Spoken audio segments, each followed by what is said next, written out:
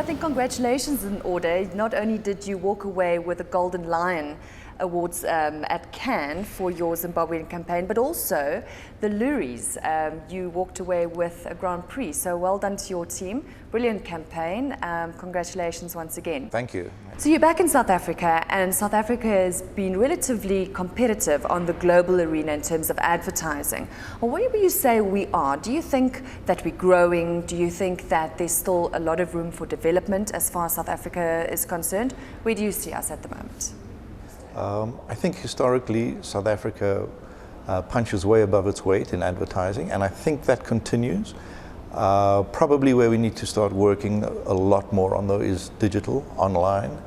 I think our design, our pure design is very good, but maybe we're falling behind in digital, and that's got a lot to do with accessibility and Telkom being a bit slow in letting us into the real world. John, your thoughts on the recession, and what trends have you seen that's come out of this recession? Because of course, the first thing is ad spend is down. What are companies doing, what are brands doing that's new, that's fresh to keep on communicating during this downturn? Yeah, there's always a good and a bad to recession. Of course, the bad thing is that your budgets are slammed down. Everyone has to hunker down in that sense. But I think there's also a good side. It teaches you to be innovative. I think you have to think out the box. The old status quo isn't working, so what are you going to do that's new? And that's where ideas are born. So I'm always, in a strange way, positive about recessions. Let's talk about your new book, The Art of the Idea. What is the idea behind the book? The idea behind the book is really, I spent all my life chasing ideas or helping other people come up with them. So the book is about how to create a space or the environment for ideas to happen.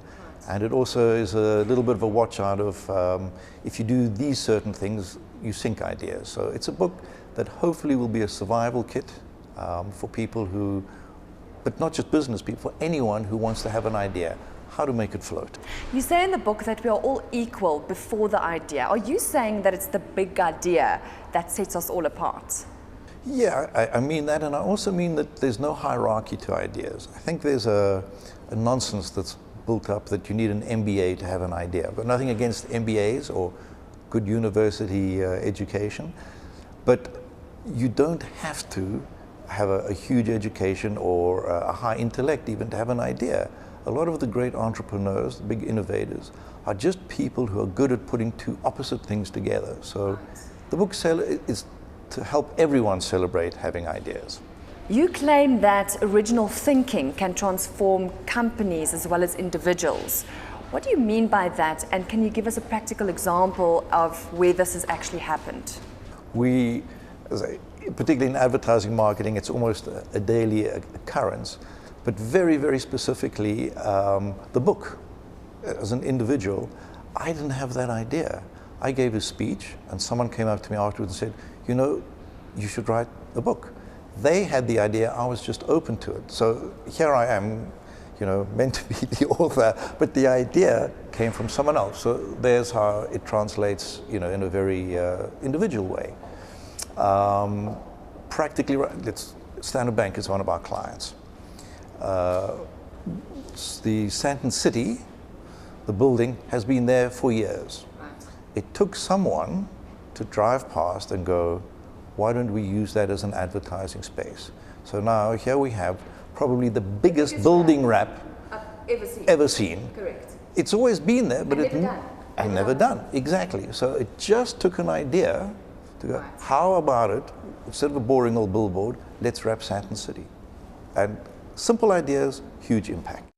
But it's also one thing to have this great idea, but isn't it also up to the execution? You can't have poor execution even if you have a great idea, don't you agree? Yeah, I think ideas often work in two parts.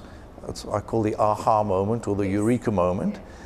Have the idea, then it ripples out into the execution. So most good ideas are the coupling of a brilliant seed of a thought with a very smart execution. And any exciting plans for the future? What is TBWA _ got planned for 2010? Lots of things cooking. Obviously, a lot of them are confidential, but particularly Watch out for the World Cup. We have a brand that's very involved in it, and I think you're going to see some pretty exciting stuff around there.